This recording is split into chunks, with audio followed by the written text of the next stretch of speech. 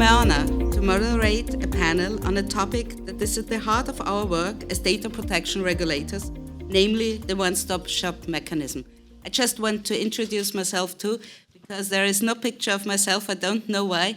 Maybe because I'm the chair of the EDPB, and there is around my picture is a private sign. My name is Andrea Jelinek. I'm on the one hand the head of the Austrian DPA, the Austrian Supervisory Authority, and on the other hand, I'm the chair of the European Data Protection Board. When first introduced, the one-stop-shop mechanism was hailed to be a miracle cure that would help make data protection rights a reality for all EU citizens, or EEA citizens. I don't believe in miracles, but I do believe in the benefits of stakeholder dialogue and continuous improvement.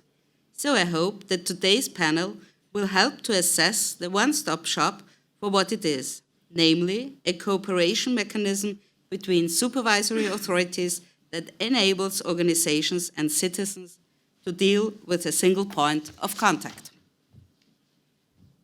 The lineup of the panel brings together field experiences from the private sector, like Caroline, current legal thinking from the academic world, like Christopher Kuna, citizens' concerns as experienced by an NGO and personnel by Max Schrems, and day-to-day enforcement practice from a supervisory authority, my Finnish colleague Anu. With this panel, we will look at whether the one-stop shop achieves its intended results. Has it contributed to ensuring greater compliance with data protection law? Let me first go back to the thinking that lies behind the introduction of the one-stop shop. The intended short-term benefit of the one-stop shop mechanism was to have a single point of contact for both individuals and organizations, namely the supervisory authorities in their respective countries, thus tackling the patchwork approach we had under the former directive. Essentially, the one-stop shop mechanism ensures that individuals and organizations can deal with cross-border data protection issues from their home base, instead of having to deal with different authorities in different member states. For individuals like Max and all of you, this means they can file complaints and search for effective judicial redress in their own country and in their native language. This significantly strengthened their capacity to exercise their rights. For organizations, a single point of contact means that the burden of coordinating cases involving cross-border data processing shifts largely to regulators and away from controllers and processors of personal data. Instead of having to deal with 31 EEA, in the future 30 EEA supervisory authorities, organizations only have to deal with one supervisory authority. This leads to a more harmonized approach and less red tape, which in turn leads to lower costs of the organizations. The mid to long-term benefits of the one-stop shop mechanism should be uniformity in application of legal provisions and the resulting legal certainty. The one-stop shop mechanism and the cooperation duties imply many exchanges taking place daily between the supervisory authorities. The supervisory authorities work together on several hundred cross-border cases. The SAs signal that they appreciate the value of the exchanges with their colleagues and counterparts and believe these are crucial for the success of the GDPR. So far, all cases that were finalized, cross-border cases that have been finalized, have been resolved in the cooperation phase without the European Data Protection Board having to intervene. Slowly and steadily, we are seeing results. Today, we have more than 70 final decisions on cases in which the one-stop shop mechanism applied. These are perhaps not the most spectacular cases in the sense of maximum fines. Most cases so far arise out of complaints and are related to core data subjects' rights, such as the right to erasure or the right to access, whereas the second most frequent source of cases is a notification of data breaches. Most violations seem to be the result of inadequate preparation by controllers regarding compliance. However, once alerted, most controllers demonstrated willingness to take the necessary measures. The fact that we are seeing first results, however, does not mean that I think the one-stop-shop as it stands today is infallible and cannot be further improved. We are currently in the process of the evaluation of the GDPR. The functioning of the one-stop-shop is a central element in that process. Supervisory authorities contribute at length to this evaluation to the Commission, and the European Data Protection Board itself too will make its contribution.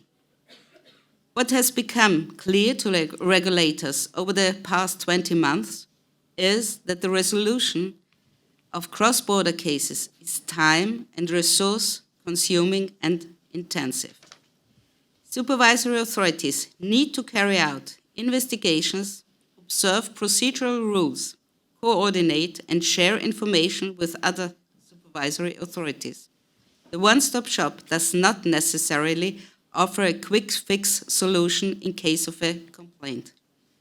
In addition, the differences in national administrative procedure laws and practices are a challenge.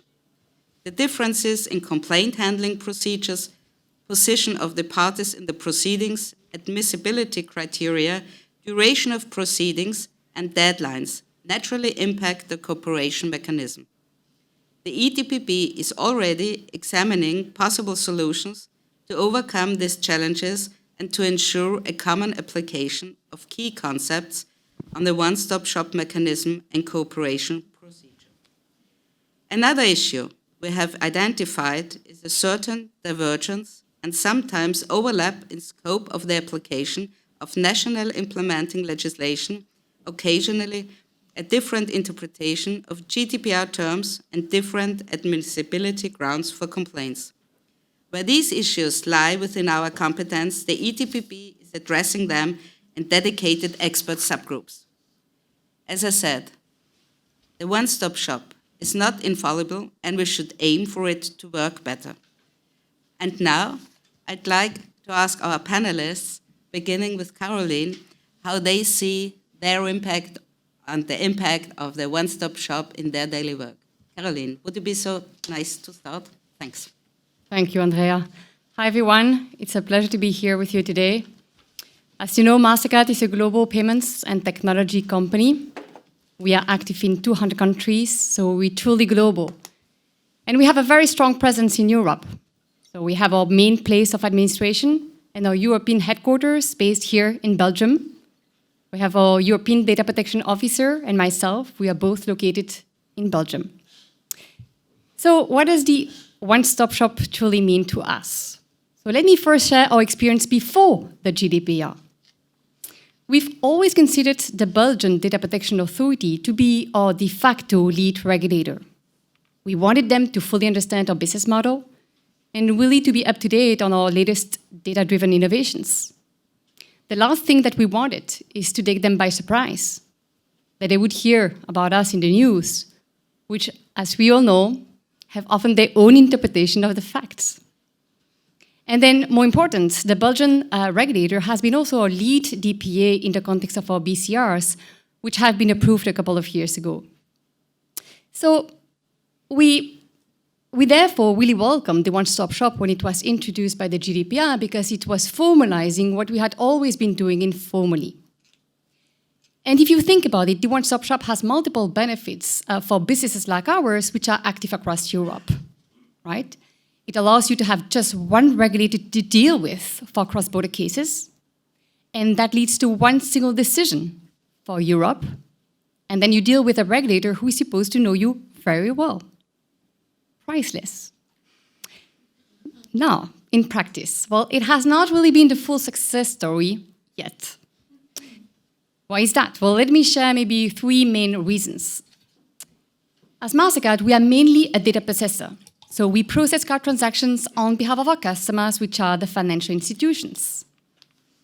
So if we don't have a lead supervisory authority for core activities, indirectly, we have to deal with the lead supervisory authority of our data controllers.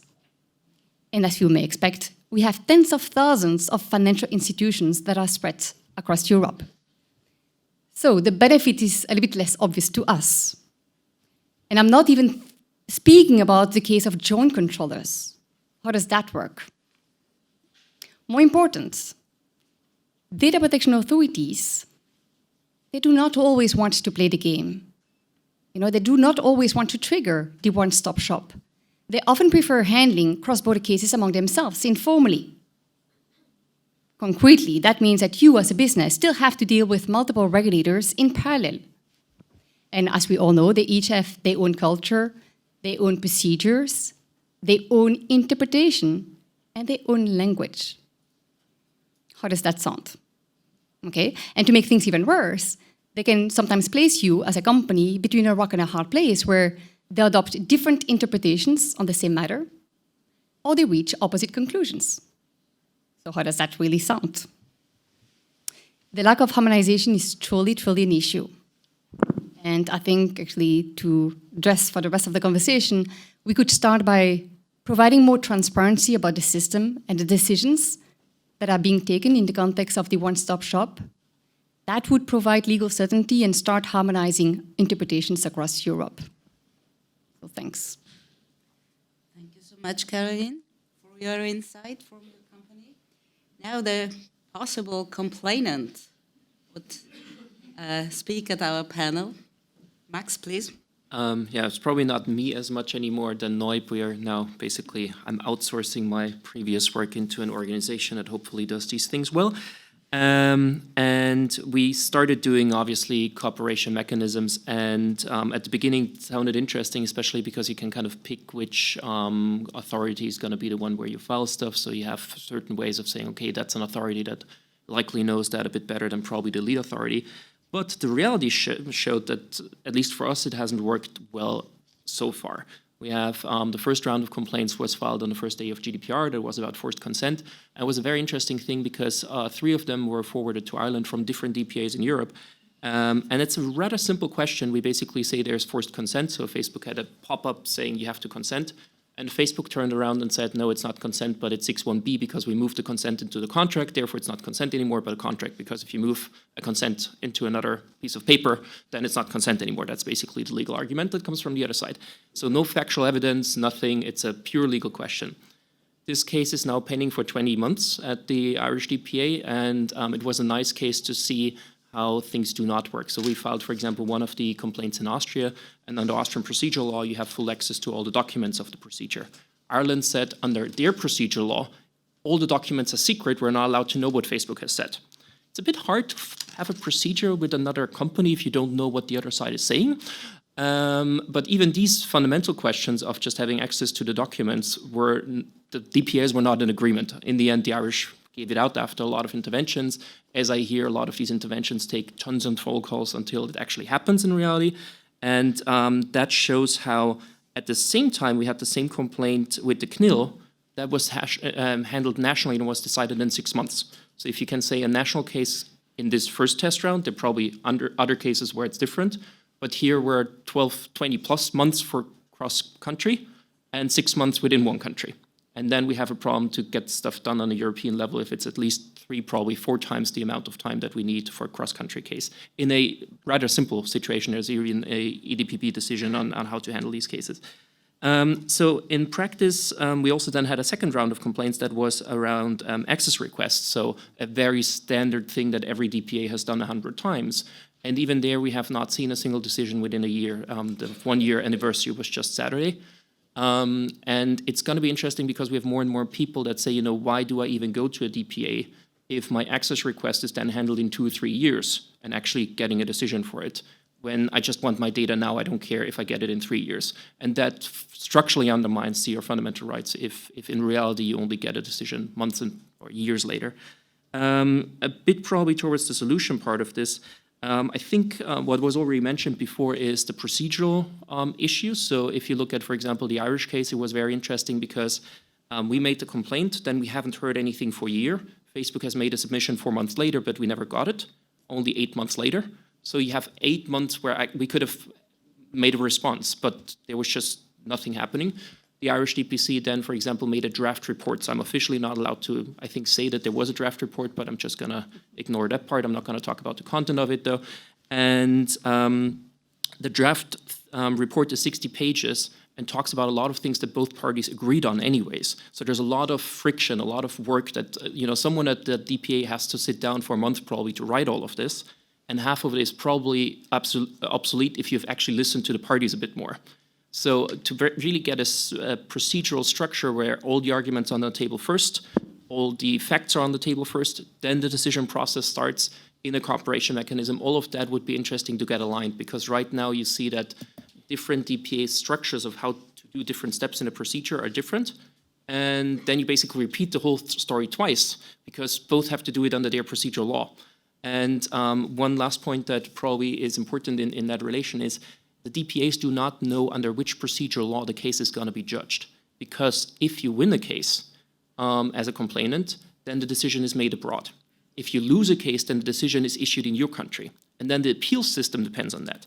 So it may be that the Irish turn us down, then the decision is issued by the Austrian DPA, and we would have to appeal it in Austria. Now, an Austrian judge is not going to apply Irish procedural law, but Austrian procedural law on it, while the other way around, if the decision comes out the other way around, then the Irish procedural law would probably be applied in an appeal situation.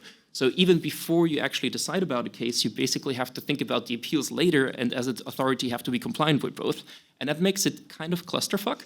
And I think there we would need kind of a certain cooperated procedural, at least steps or so that the DPAs take. And I think a lot of, as far as we know, most of the procedural laws allow a lot of leeway for the authorities to go a bit into one or the other way. And I think the other thing is the EDPB would have to decide on certain deadlines, in the sense of there is, for certain steps in the GDPR, a 1 month, 2 month deadline. And there have to be similar deadlines for procedures, because otherwise any DPA can always say it takes a bit longer, sorry, if there is no hard deadline to, for example, work together on a cooperation mechanism. I think that would be starting steps to get us a bit closer to a running procedure. Thank you, Max. This was very, very impressive. And I can tell our audience it can even be more interesting because the decision can be split. Yep. You can partly win and partly lose the case. And then you have two courts you can go to. The company to the court where the main establishment is, and the complainant to the court where he is based. This will be really interesting, but there is in the GDPR a provision that the courts should work together, but they don't have something like an EDPB or anything similar. And they are, as all of you know, all independent judges. This is really an issue which is really interesting. Okay, thank you. Now, Anu, I would like you to tell our audience what is our day-to-day business regarding the cross-border cases, and how do we address this as supervisory authorities, either as concerned or as lead supervisory authority. Thanks. Thank you. Well, clearly, the OneStopShop has given us a new formal setting to cooperate with between supervisory authorities. But it's not only the formal setting which has become stronger with the OneStopShop. The formal cooperation also strengthens the informal cooperation between the member states' authorities. And we see that this cooperation definitely brings added value in our decision-making. The OneStopShop enables us to participate in the decision-making, which has effects also in Finland, even if the decision is taken, for example, by Italian supervisory authority, who is acting as a lead supervisory authority. And this would not have been possible before. But we, of course, also see that there is still room for the OneStopShop to grow to its full potential. And based on our experience, also the other supervisory authorities are all very committed to work hard to make this happen. We are in a constant learning process in this exercise, learning from each other's legal cultures, and that this is necessary information for us to enable the one-stop-shop to reach its full capacity. One-stop-shop has also, of course, required some new skills from us. It's a completely new way to work. The cases which we handle in the one-stop-shop mechanism are not always the hottest data protection cases. Also, very ordinary cases coming from very ordinary data subjects are handled in the one-stop-shop. And even in these very ordinary cases, the cross-border element brings some challenging elements to our work. We are constantly in a situation where we must come up with a solution to some very ordinary issues from the scratch. As simple as how to handle a case where the data subject has lodged the same complaint with 3 different supervisory authorities in different member states, for instance. So this has, of course, reflected the mechanism. And at the same time, there are also new developments brought by the GDPR. In our case, for example, the number of incoming cases has tripled after the GDPR.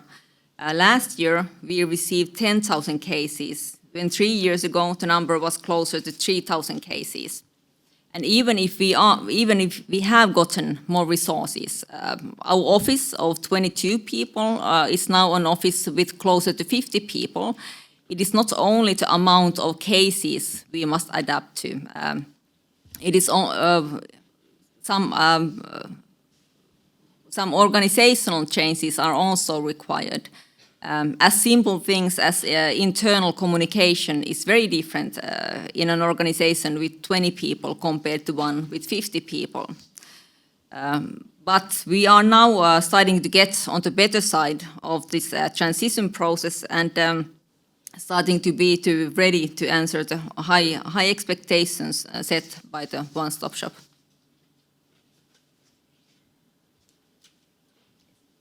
Thanks. You're right, there are high expectations. Some of them we can fulfill, others we will have to come over. And the third is, I think we will have, we're already having success and we have to have our challenges to overcome. Professor Kuna, the academic point of view, the academic side at the one-stop shop mechanism, after having heard all the practitioners, Professor Kuna, tell us your point of view, your insight, please. Well, thank you very much, Dr. Jelinek. And indeed, my role here is a little bit different because I'm not representing an organization or any particular category of stakeholders, and I'm not directly involved in the one-stop shop. So I'm more of an outside observer. With that said, however, and I have to say, of all academic topics, I think that the procedural law of data protection authorities isn't something that really excites me a great deal. So I tend to focus on some other things, but this is, things that are dull can also be important. And this is, I think, very important. So I'm going to give not so many detailed practical observations, but more look a little bit at the big picture. I recall back in the days when the proposal was made for the GDPR, this was one of supposedly one of the great innovations of the GDPR was to eliminate the system of having multiple DPAs deal with the same data processing. And I recall that there were 2 advantages that were marketed for this. The first was to benefit the data controllers and processors, to say this would eliminate them having to go to multiple DPAs. This is very inefficient and burdensome on them. And then the second was to benefit data subjects, to make it much more transparent and easy for them to assert their rights. And I have to say I have a bit more sympathy for the second argument than the first. So now we do have a bit of time, and how can we say that this has all worked? Well, again, I observe this from the outside. I do also, though, talk to DPAs and people in EU institutions. So my impression is that there are some benefits that, For example, the DPAs seem to be communicating a bit better with each other than they did maybe in the WP29, and there seems to be, at least from what I can observe, a genuine goodwill on the part of DPAs to want to cooperate with their colleagues and to try to make this system work. However, there are a number of problems. Some of them have been identified on this panel, and there are also press reports that have come out recently that talk about delays, talk about sort of unnecessary bureaucracy, and I recall, too, there were a lot of people saying when the GDPR became fully applicable, there would be immediately all of these huge fines coming down. So maybe there was a kind of false expectation being raised. There has been quite a lot of enforcement under the GDPR that the EDPB has done, but we haven't seen these, multi-billion-dollar fines, at least not yet. So maybe people are thinking, is this really working well in practice? Well, my impression is there are a few problems that you can identify. One of them is just based on the fact that the GDPR, despite its outward appearance of harmonization, doesn't really harmonize the full complaint handling procedure. The GDPR only kicks in once there's a decision. And so the whole procedure up until that point is based on national law, national administrative and procedural law, and that differs among the member states. There was no attempt by the GDPR to harmonize that, nor I don't think it would have even been possible politically to do that. And there do seem to be differences in interpretation of some central concepts of the GDPR among the member states.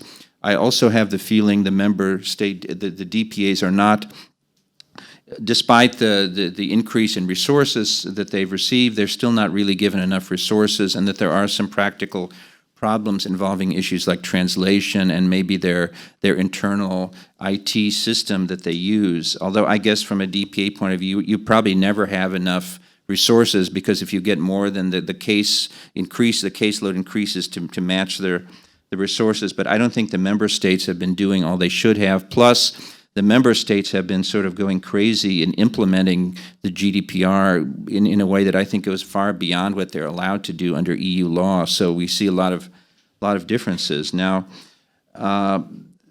I think the point here is you can say how much of this is bad, is some of it natural, is it the sort of thing that may resolve over time?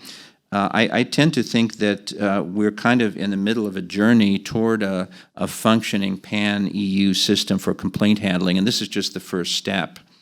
And I would remind everyone of other areas of EU law, for example, the Brussels system for recognition and enforcement of judgments in civil and commercial matters and jurisdiction began in 1968 with the first Brussels Convention, and we've had a number of instruments since then. We're now in 2020, and it works a lot better, but it's taken quite a long time.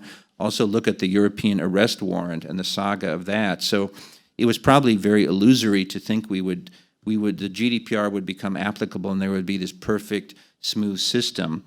And maybe, to some extent, we tolerate in the EU system of different national differences in law to protect fundamental rights. We don't have, the GDPR did not envision, again, a complete system of complete harmonization. So I tend to think this will probably get better over time, and a lot will depend not so much on law, but just on cooperation and political factors and greater mutual understanding among DPAs. We still, I think that the key point is we lack really a sort of pan-European system of mutual trust among DPAs, and this is being constructed now, but it's not there yet, and there will be a lot of bumps along the road before it is constructed. The courts can play an important role here too, and I'm watching in particular with interest the case C64519, which has been referred by the Belgian courts involving Facebook, which could fill a gap by allowing the courts, the national courts, to jump in even in cases involving cross-border processing. And if that happens, then maybe whatever defects there are with the OneStopShop will not be quite so important.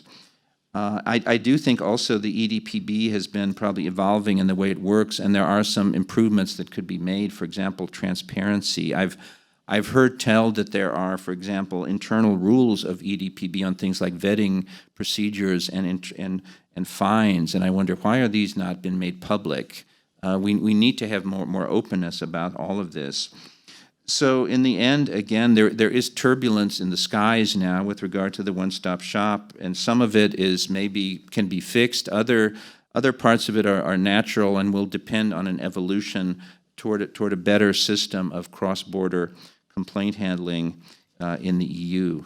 So those are my brief comments. I turn the floor back over to you. Thank you, Christopher Kuhner.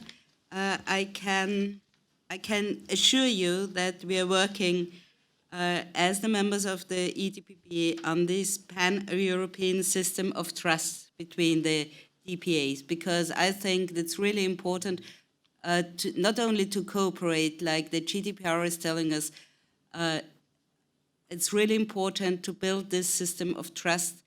We know each other for more than 5 years. Some of us know each other for more than 10 or 20 years.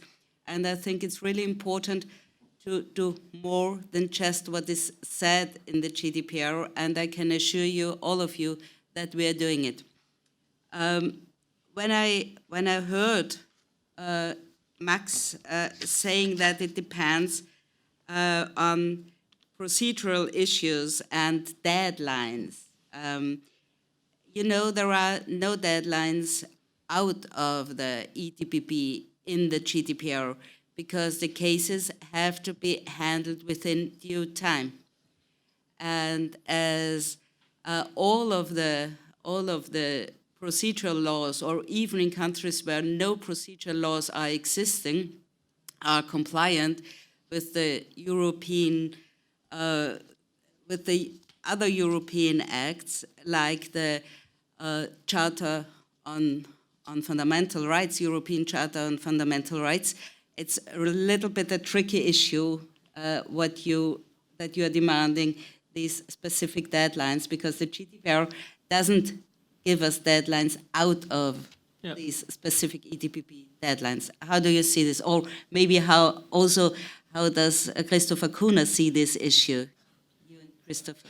I think for one thing that we could look into is, like, obviously these things lack in the GDPR, and I have to stress that this is, if this does not work, it's mainly the legislator's fault. I think there's a lot of steps in that procedure that should have been defined in the law somehow, and now we have to work with the situation that they're not. And I think one option could possibly be that there are kind of soft law instruments that I'm usually not a big fan of, but I think that's the only thing available here. Is, for example, different DPAs have signed mutual assistance agreements in like more of a letter of intent kind of style with the FTC. Now, the American law is probably very different than European law, but they still came up with something that probably puts at least emotional, cultural pressures on colleagues to follow certain steps that we agreed on before, even though it's probably not legally enforceable. But it could be at least some kind of, pressure that people can, because what you mentioned before is like this trust issue. There's trust, but I think there's also a bit of a need of self-policing of the DPAs towards each other, because it's nice to be trusting each other, but if one of the players just doesn't play by the rules, then there has to be some step. And for that, we need first kind of certain ideas of how long should a procedure take. That's definitely different. The Austrian thing is 6 months, which is very short, and I don't know any other country, as far as I know, that has a similar rule. For example, a year or so is, for an access request, probably the most that people would tolerate. And back to the Charter of Fundamental Rights, I think we also have to see that a lot of the customs or the culture that a lot of DPAs developed are simply incompliant even with the Charter. I just had a chat before with a colleague from the CNIL, and that was the Google case, where they simply told us we're not a party to the procedure if we're the complainant. And if you don't even know who's the party, then that's kind of rather fundamental to getting your rights as being a party to the procedure. Or a similar case in Ireland, that's not an issue of the DPA, it's just in the law there is no legal aid. Now, the Charter of Fundamental Rights says you have legal aid throughout the European Union, but there is no legal aid in Ireland in administrative cases. So you may be able to sue the Irish DPA if you're unhappy about it, but unless you have a bank account of $1 million or more, you better don't get in one of these courts because you may go bankrupt. So there is the reality that many of these things that we put even in the charter on the European level doesn't hit the ground in the member states. And we have to find instruments that are probably a bit more creative. And I'm not usually a big fan of these creative things, but I think that's the only way to kind of cover for these holes that we have here and there. Yes, but I think it's important that this creativeness also stands before the European Court of Justice, and that's the issue. And I think it's really difficult to be creative without a legal background and without legal ground, and to stand before the European Court of Justice. Professor Kuhner, I addressed this question on purpose, not only to Max, also to you. Would you be so kind to point out what's your vision on that? Yes, of course. Having just completed a very lengthy book on the GDPR, it does, of course, have some faults. And what's interesting is it's part of it is really about data protection, but a lot of it is just about procedure of complaints. So it's not really a lot of it isn't really about the substance of data protection. It's more of a sort of procedural code. And indeed, there are a lot of lacunae in it with maybe things that should have been put in, like time limits. However, you probably couldn't anticipate every procedural detail possible. So it's maybe not so surprising that this wasn't in there. I think law is very important here. On the other hand, I think it's hard to build trust only through law. Trust, the legal component is part of it, but there are a lot of other parts that have to happen over time.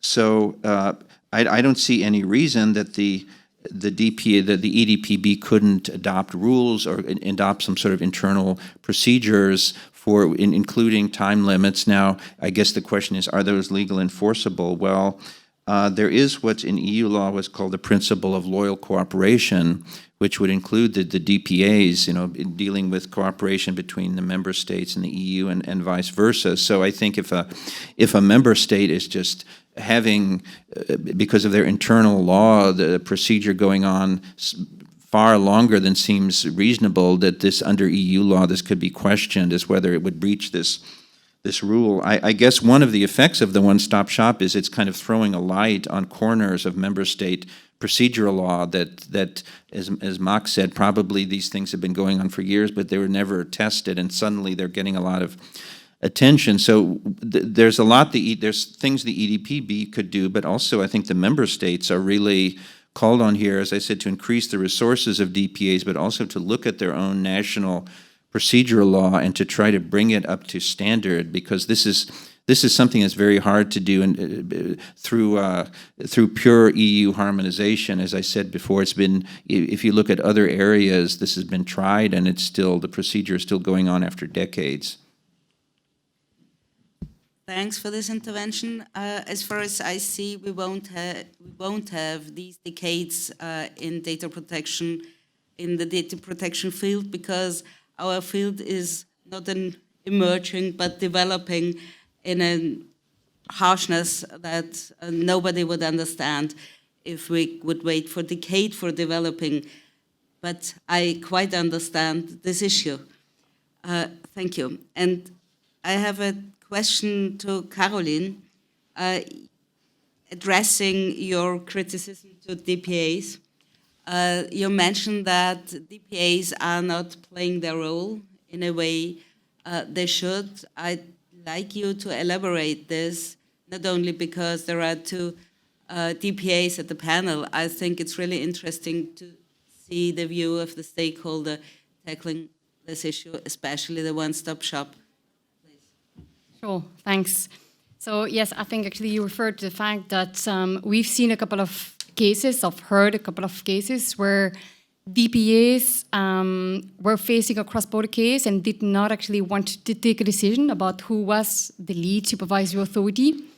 They just left the situation as it was, meaning that the companies had to still deal with different regulators at the same time for the same matter, leading to a lot of inconsistencies, sometimes to inconsistent interpretations of the same issue, and again, opposite conclusions. I'm not quite sure actually the reasons why, because companies have tried to get that clarification. So hence the need for more transparency. You know, why actually is that DPAs are not always triggering the one-stop-shop mechanism? But I think it's critical coming back to the question of trust. Whether you only actually rely on trust or on other police mechanisms, I think it's critical to make it work, right? Because I'm a little bit concerned if it's not working today, how are we going to handle tomorrow? Things are becoming more and more complex. And data is actually increasingly regulated by the GDPR and privacy laws, but also by other regulations. And so we start to see other authorities that become competent to supervise data and enforce data rules. And I'm talking here about, for example, open banking regulations, for those of you who are familiar with that, which is all about data sharing. I'm thinking about cybersecurity measures, which has a lot to do with data. And soon we'll have an AI regulatory framework. So how is that going to work? We have to make it work. May I add two short things on that? I think for the decision about headquarters, it's also from a complainant's side of view interesting, because you oftentimes just, for my prime example for that is Google. They basically, January 22nd last year, they just said now Ireland is suddenly our main establishment, because they realized if the main establishment is in the US, then any DPA can rule like the CNIL did. And moving it to Ireland means that, again, you have to go through the DPC, and all the other DPAs basically can't decide over them. Smart move. But we were never explained what factually changed there, other than them putting a line in their privacy policy, which under GDPR explicitly is not possible. So even this kind of establishing who is the lead is a huge work, because you would actually have to look into the whole Google system if actually any reasonable decision is ever made in Ireland. My understanding is the product looks the same globally. It's all made in the US. Like my Android here looks the same as in the US, so I doubt that there is much of a decision making in Ireland. But that's another huge challenge for a DPA, to actually take that factual investigation. It's probably much more complicated than any GDPR investigation, because you actually have to look at the decision processes of a company. And our experience so far is that that's kind of accepted to a large extent without much debate. Like we were basically just told, yeah, it's Ireland now, and now it's there. And that's a huge issue as well, because that allows you to forum shop again, which the GDPR explicitly tried to prohibit. The other thing that I also would echo on what you said is that others may go ahead. Like at the beginning, everybody was very afraid of the GDPR. And I do get the first journalist questions probably in the last half a year of, so we're all afraid, and now actually no big corporation decision stuff happens anyway. So it's probably like the old directive. There was a lot of hype and nothing is going to happen in reality. It's not a majority view, but you hear the first questions in that direction. And that is something that I think we have to get that up and running rather soon, as I think everybody agrees here, because it could kind of get that impression of, in reality, they're all stuck with themselves, and it takes forever anyways, and during that time you make more money than the fine is in the end. And if that perception is there, then we have a serious problem. Thank you, Max. I just want to ask Aru, before I went to ask our audience if they have any questions to our panelists. If you see the obstacles which were mentioned now as big as our part of the panelists see this? Thank you. I definitely see that the trust between member states authorities is growing, and I would not be too concerned about that aspect.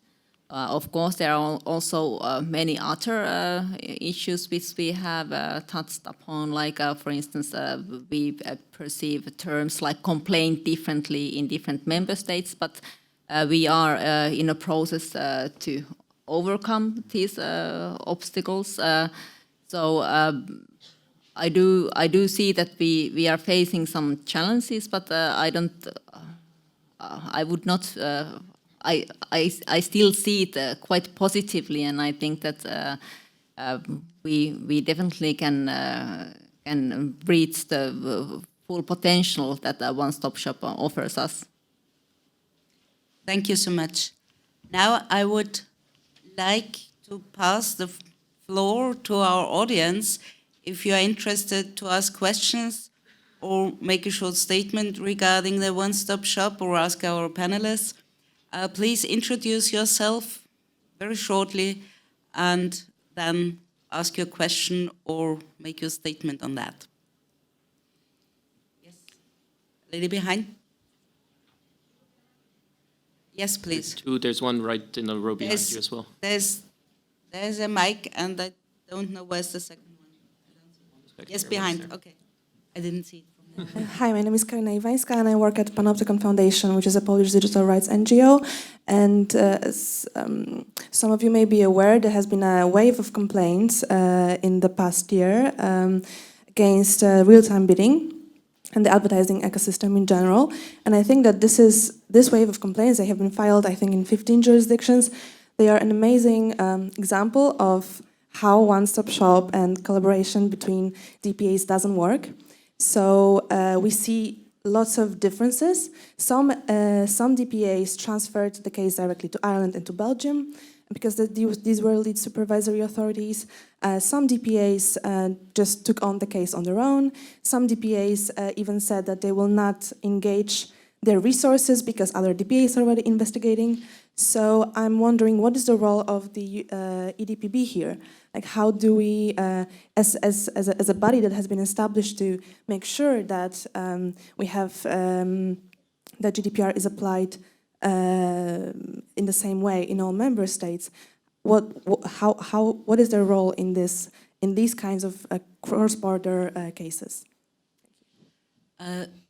I think this question is addressed to me as the chair, but at the moment I'm just a moderator, but I just wanted to tell you, the role of the EDPB is we are a decision-making body, but only if in cross-border cases there are divergences between the lead supervisory authority and the other concerned authorities. That's the one point. The second point is, for sure we can issue, and we do, issue guidelines and opinions on these topics and also on other topics. And if we issue guidelines, we bind ourselves on the one hand, but on the other hand, it is clear that we are still independent authorities, which doesn't make it easier.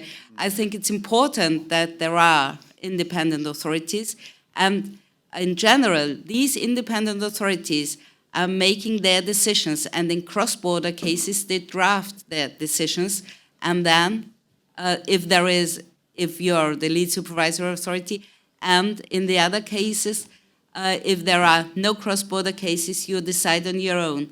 But if you're lead supervisory authorities, you make a draft, and the others, the concerned authorities, can be in line with you or have the opportunity to make these objections.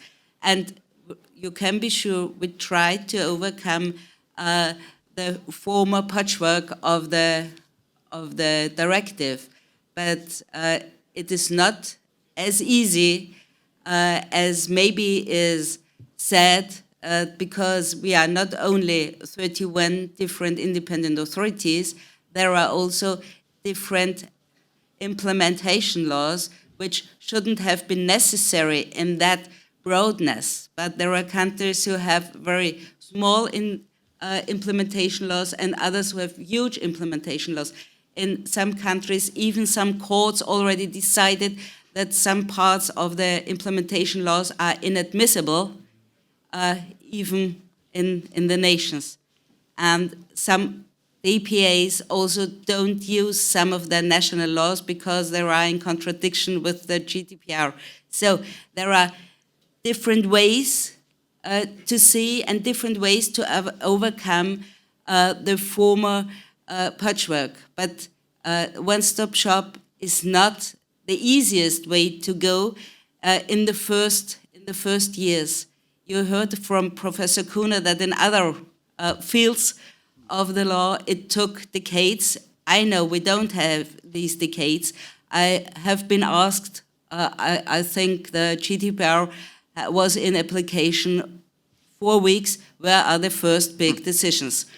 So I think you have to make the decision. we really want to investigate the cases, and we are doing, and we are investigating. But there are in different countries different procedural laws, like everybody here on the panel already said. Nobody here on the panel is the legislator, not even the co-legislator, and no national legislator. And you can be sure, in the European Data Protection Board, we try to overcome these differences. There are already studies on the way how we can overcome these issues. Just to try to find an answer to your question. I know the One-Stop Shop is not a quick fix solution, and I hope we will get to a good solution. All in all, the mechanism is functioning. We have, until now, more than 70 decisions in cross-border cases. If these decisions would have been 20 of it in big cases, nobody would ask anybody, why does it take so long? But these decisions on 70 cases shows that in general the system works and is functioning. Also our informational system. Yes, please. Behind. I'm really sorry, but the lights are that. Yeah. Hi, I'm Shura Nas. I work as a privacy consultant. I want to reflect on the 70 decisions. I'm really happy those have been taken, but they are not published, not open nor transparent. And I've also read in a Politico article from the end of December that there have been no joint operations yet. What concerns me is that there's a lack of technological knowledge to really effectively investigate those big tech complaints. And I'm concerned if there are no actual joint operations, that all of these individual DPAs with their one or two technologists have to solve all these cases themselves. Why not bundle their forces? You know, I'm wondering if the EDPB could speed up that type of collaboration to bundle this rather scarce knowledge and to more efficiently address all these complaints. That's the remark. And the question from Max Schrems is, so the one-stop shop may take a few more years, very precious years for our civil rights, and while new monopolies are being created, that will become possibly insurmountable in 2 or 3 years' time when the one-stop shop starts to function. So in this next 2 to 3 years, are you planning to use other mechanisms to defend our civil rights? Because I'm really hoping for massive class action suits to encourage companies to actually comply faster than when ordered by DPAs. Thank you. Should I answer the last one first? Or? Please. Because I would have a tag-on question to that to you. And, first of all, for your question, I think for the enforcement, yes, we do. We just got the second programmer last week, I think, and one of his first to-dos is to program a class action app. So we do look into all of that. The other thing that we factually do right now is that we now try to file things in individual countries. So you try to bypass the cooperation mechanism as long as it doesn't work. At the beginning, we're very excited to use it and see how it works. Result was it takes forever, so let's just try to find ways to only have one DPA concerned, which kind of shows how you in practice react to the situation. That's a bit that. A tag-on question that I had is for the 70 cases of how many cross-country cases, it's interesting to hear the percentage, not the absolute number. Because I don't know how many cases existed across country. I know that we filed 15 or so, I think, by now. And so 70 could be put in context. That would be interesting. Last thing that I wanted to tag on, I was just looking at the GDPR on my little app in between. I think Article 71U would give a legal basis to probably promote the cooperation and effectiveness of bilateral blah, blah, blah, blah, blah, of supervisory authorities. That could be a legal basis to have some kind of rule-making function, probably, with a bit of twist, to be honest. Thanks.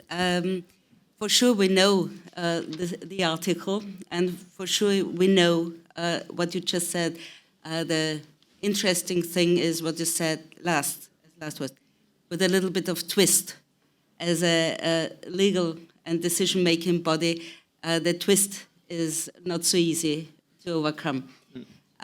But be sure we're working to overcome obstacles even if we didn't create them. Yeah. That's really difficult. If others have to solve obstacles and have to solve problems, or are said they have to solve problems which they didn't cause. It's really difficult. I agree 100%. But that's life. About this 70 decisions and that they are not transparent. Here we have the same issue. These 70 decisions are decisions of the national DPAs, and it depends on the national law if and how these decisions are going to be published. Even if they are cross-border decisions, then the draft is from the national DPA. Like always, the draft is from one national DPA, and if the others are in line, this draft will be the final decision. And these decisions are national final decisions. Even if there were objections by other DPAs and the lead supervisory authority took these objections into their decision, it's still a national decision, and it's up to the national laws if and how these decisions are going to be published. I know there are countries where every decision of a DPA has to be published. In other countries, like Austria, not all and every decision of a DPA has to be published, and we have to anonymize these decisions. In other countries, it is forbidden to anonymize the decisions. So it's really a difficult issue.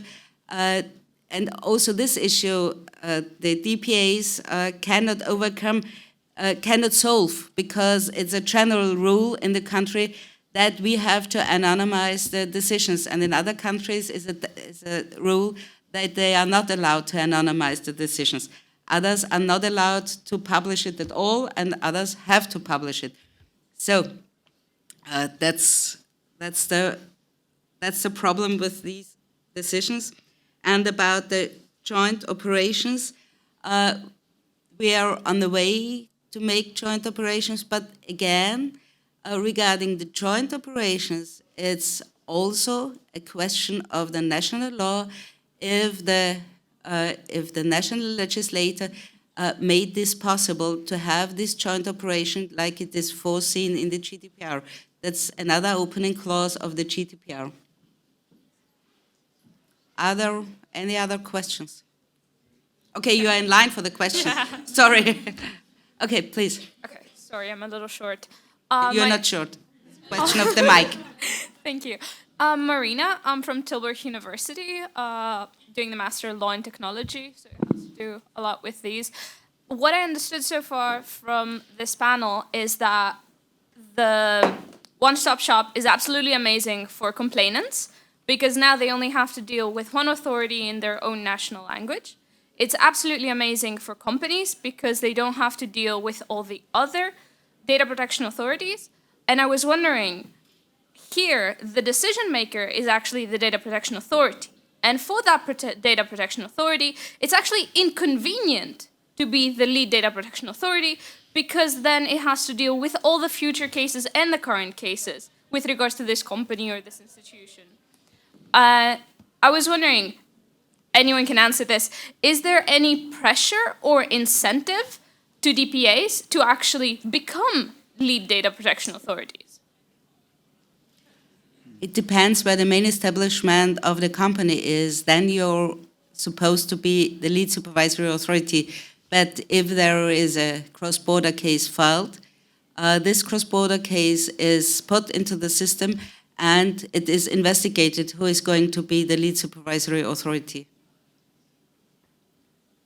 Perfect. So they just need to... And it's not a question of inconvenience, it's a question of law and where the company is putting their main establishment. If you have a case maybe against the big Austrian First, which has many other companies throughout the world, it's clear that the main establishment is in Austria.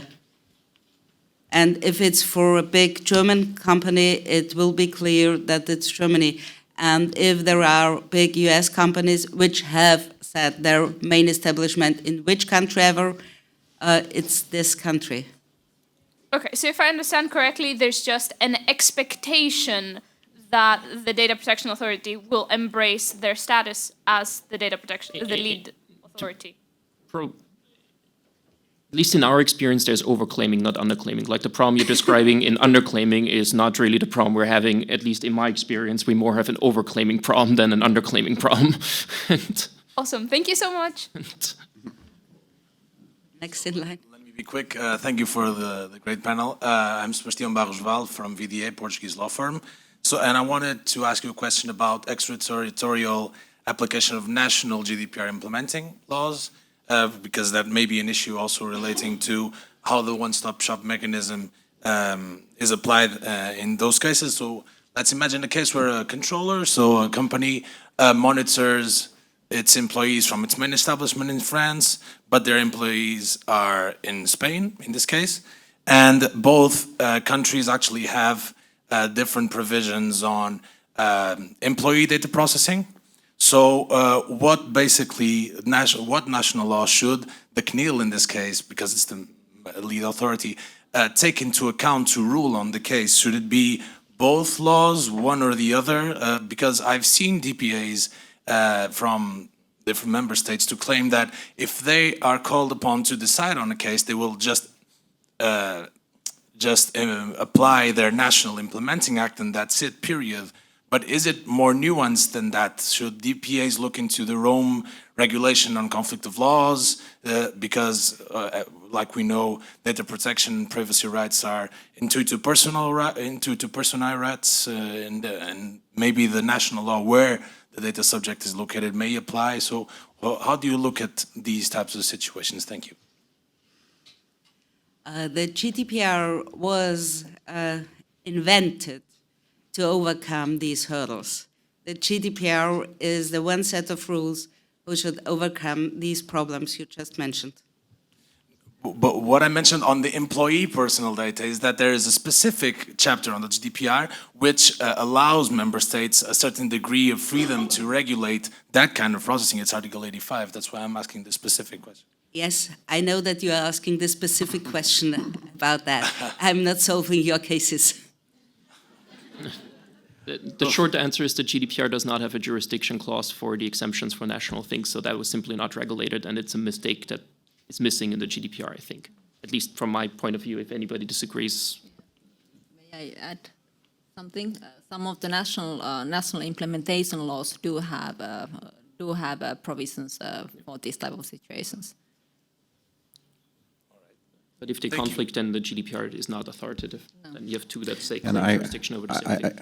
I recall some members of the European Parliament at the time who were angrily rejecting the notion when this was brought up. Well, what's going to happen if different national implementations conflict? They say, oh, there's no conflict at all. But it is indeed a practical problem.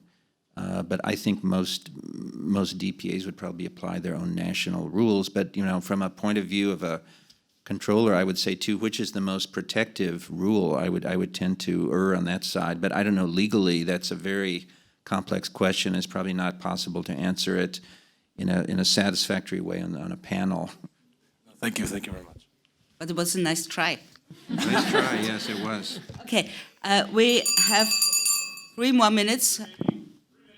3 more minutes, yeah, I just said without the bell. Please, the last 2 questions. I'll be quick. Alexis Duclos from Ashoka, an international nonprofit. And my question is actually just for everyone with the law coming up on sort of the 2-year review. We've mentioned a lot of things that are sort of holes or pain points in the GDPR. What would you like to see be one of the key focus areas in that 2-year review period? Please, academics first. Do we want to do both questions in one because of earlier? Yeah. Then, sorry to. Okay, so question 2. My name is Johnny from Brave, and a lot of the points that you've made over the course of this panel concern national implementations that aren't really necessarily consistent with the regulation in areas that they actually did not necessarily have derogations to being consistent in. And one of the reasons why our complaints across the EU haven't necessarily moved anywhere yet also seems to be that the DPAs don't have the resources, and even the DPAs that have the resources don't necessarily have the training in some cases. These are two sets of things that sound like really good fertile ground for infringement proceedings against some or all member states. So perhaps this is something, maybe the board cannot do it itself, but there are useful proxies in the audience who can do this for you. Infringement proceedings. Why is this not a Christmas wish for you? Thank you. Can we start with academics too? Well, the first question, yes, indeed, I know that there is some incentive or some movement now to look at the GDPR. I don't think I could give you some obvious response and say, oh, this should be changed or that should be changed, because the GDPR is finely balanced, and it's like if you pull a thread in one place, it may affect something else. My own general complaint, my biggest complaint about the GDPR is there's just a lot of sloppy drafting and things that you would think, given all of the hundreds of people, years of review by lawyer, linguists, and commission people, et cetera, that they would have found some things. So there should have a general review. And I guess the first question, yes, I think member states are going, I really question a lot of these implementations. Should there even be almost any implementation of an EU regulation? I was taught in basic EU law that's not permissible. So I really question this, but this decision to go after member states for infringement is intensely political by the Commission, so they'll have to decide how they want to handle it. Thank you. Well, I would not really change anything in the GDPR at this stage either. But I think that it is very important that we, supervisory authorities, will be able to elaborate certain concepts to a more precise and to have a more precise content for certain, for instance, terms in the GDPR. And regarding the national implementation laws, this is of course very national approach. So always, it's very difficult to assess other member states' need for certain national legislation. There might be very long historical or cultural reasons, for instance, for the national implementation laws. Yeah, so real quick, on the review, I mean, I think basically what we talked about today was a lot of what we mentioned at we had a commission meeting on Monday was pretty much all set today. I think that is interesting for the review, but I think a lot of that can be solved, and a bit like, as I said, like I think it's probably an Austrian thing not to want to be too creative about law. Other countries are a bit more flexible in that. But for example, the BCRs are something that was developed in practice, that was not in the GDPR explicitly or in the old regulation, and that worked. And there are ways to sometimes find hooks to put that together. And I think we should explore that first before we open up any kind of GDPR debate again. And second, on the infringement stuff, I think that's interesting, especially if you look at the member states' law. We looked, for example, at the Austrian law, and I mean, the Austrian government has deliberately, for example, passed laws where they knew it's in compliance with GDPR, but they were like, now it's here and you have to challenge it, and everybody in the bubble in Austria knows that they're in compliance. I think the DPA even sometimes mentioned that they will not apply them. And but that's up to national challenges too. So it's very unlikely that the Commission does something, but you can always challenge that in national court and then get it to the Court of Justice. I think that's a promising thing that we internally at NOIP call snow plowing. So you try to clear out ways that are blocked. And last thing, because I forgot to mention it, because your colleague back there asked about a collection of decisions, we actually started yesterday, and that's a 30-second promo at GDPR Hub, so a wiki where we try to collect all of these decisions, translate them to English, and put it online. So if anybody of you wants to see these decisions that we usually don't get because they're in Greek and I don't even know to read their script, you can find it there. Stop of my promo. And thank you. Thank you. So what do we want in GDPR 2.0? Definitely we want to achieve fully the objective of full harmonization across Europe. And so I would start by reducing the discretion of member states to deviate from the GDPR, right? And I was going to ask for more transparency, but Max, you have solved that one. Thank you. Ask the NGOs. Thanks. thanks to all of you. As I want to thank my panel, and I agree with all of you that the GDPR in general is a success. And like all legislation, it takes time to get legal certainty, and we take this time, and I think the time is really necessary to get it. And the second, on the resources, many of the DPA are not resourced well until now, others are. There will be additional resources for some of us, and I think we can tackle now more the cases and better.